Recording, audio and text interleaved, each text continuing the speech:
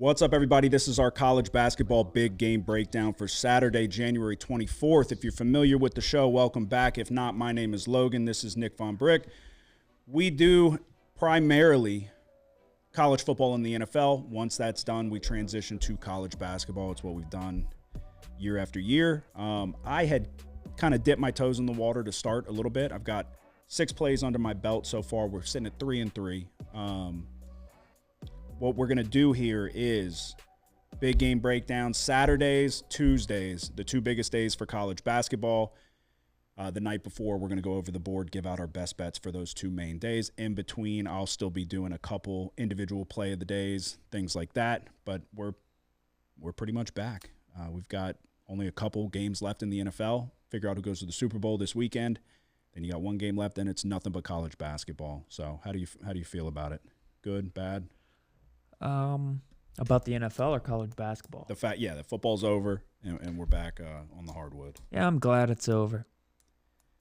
Yeah, it does. I don't know. I am too. Yeah, it just gets taxing. It's a grind. So, but this is going to be a much more frustrating grind. It's just the way it is. It's new, so it'll be fun to start until you're sitting at the line with a 4.5 point spread, up 3, and you need 2 free throws to go.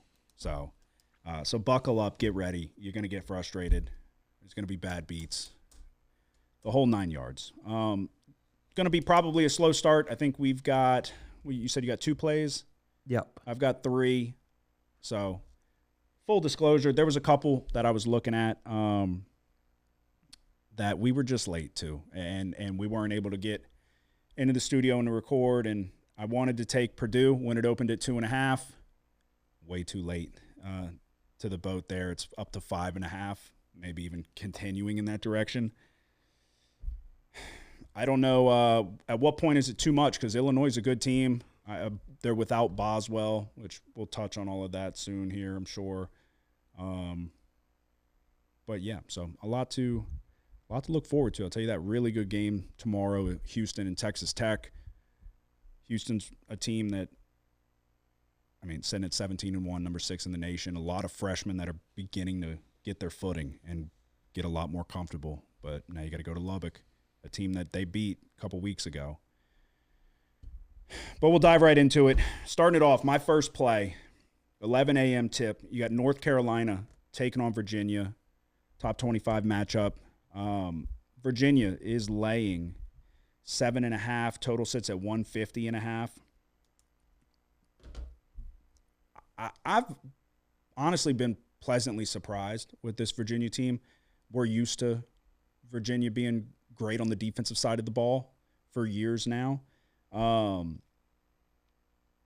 the offense is pretty good. And I've been impressed. Obviously, DeRitter's solid, leading the team in scoring.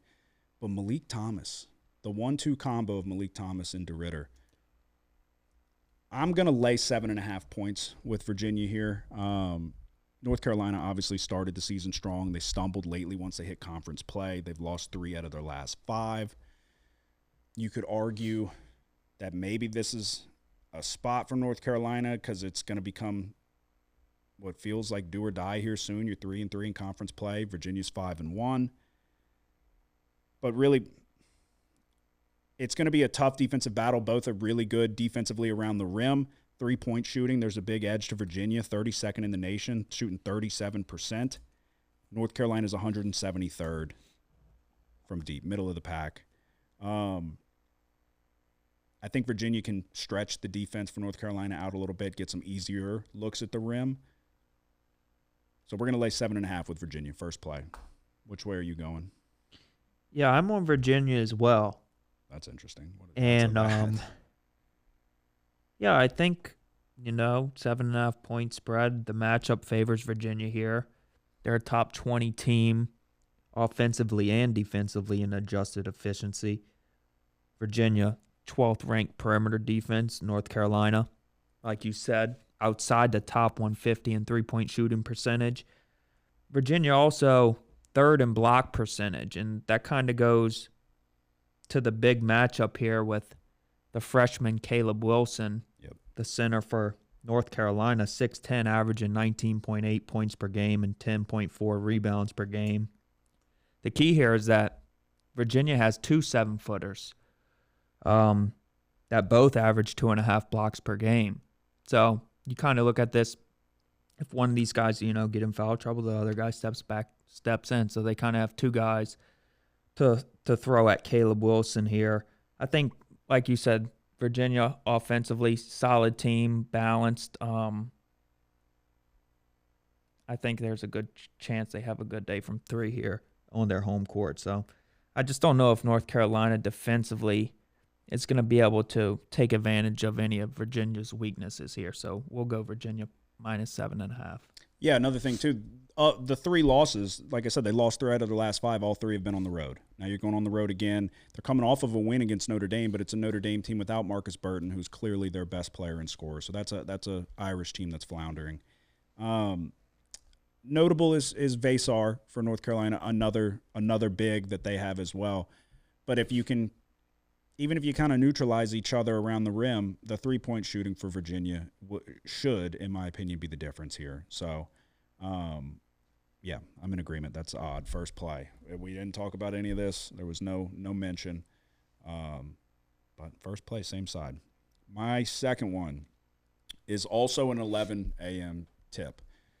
You've got the number 7th ranked Nebraska Cornhuskers going on the road to take on Minnesota, going to the barn. This is a Nebraska team, full disclosure, that I've been kind of waiting around for them to slip up or looking for a spot to fade them. And I'm going to be honest with you, I think we might have found it with the Minnesota Golden Gophers coming off of 4 straight losses, overtime against USC, overtime against Ohio State, 10-point loss to Illinois, a 3-point loss to Wisconsin. This team's good. I think they're better than their record. Cade Tyson, Crocker Johnson. It's a 1-2 combo, I think, that can go toe-to-toe with this Nebraska team. I think Nebraska's good, don't get me wrong. I don't know that they're top 10 in the country good. And I'm not calling the outright Minnesota upset here, but I think this might be the spot for them. This might be the spot. Maybe I'm wrong, and maybe Nebraska just keeps on keeping on. But Sanford's great. Mast is great. They've got talented guys. But are they going to run the table? No. Minnesota, +5.5. That will be my second play. I have one more left. You have one more as well? Yep. All right, you can go ahead with it. We're going to Cincinnati at Arizona State. Cincinnati's 2.5-point favorites. These are two teams that aren't that good, Cincinnati defensively is good, really good. Top 10 defense and adjusted efficiency. Offense, though, they can't shoot for shit. Perimeter defense is a weakness of Arizona State, and I'm pretty sure Cincinnati's not going to be able to take advantage of that. Cincinnati's 3-point shooting ranks 330th. Cincinnati hasn't won an away game all year. I'll take Arizona State +2.5. Okay. All righty. And my last one, like I said, we're dipping our toes in the water to start, and kind of we're in that transition period from football season to basketball season. And so my last one, I kind of touched on it very shortly earlier. Illinois and Purdue. Purdue's at home. I wanted to take this Boilermaker team when it was 2.5. Late to the boat, up to 5.5. I can't confidently do it anymore. I don't know. For some reason, I don't know that I can take Illinois either. At 5.5, I would probably lean that way just because I remember the 2.5 sitting there. These are two of the most efficient offenses in the country.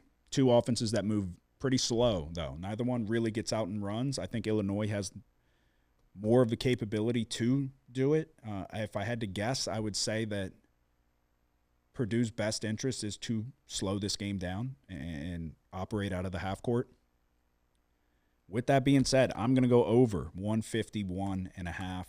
I just think this Illinois defense has not played that spectacular as of late, in my opinion. And but they can score with anybody. They can score with the best of them. And if Peja Stojakovic's son is going to give you 30, then look out.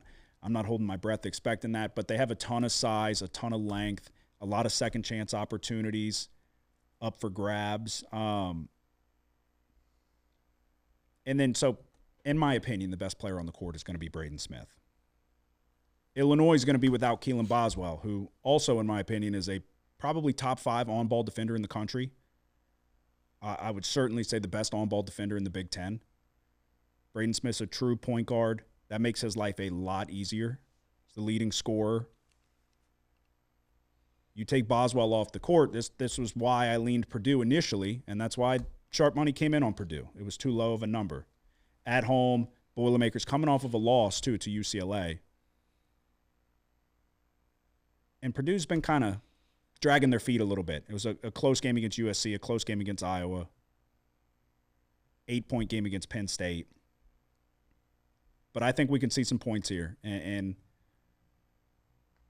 where the spread's gone out to, I don't feel confident either side. I will go over 151.5, though, and try to get to the window that way.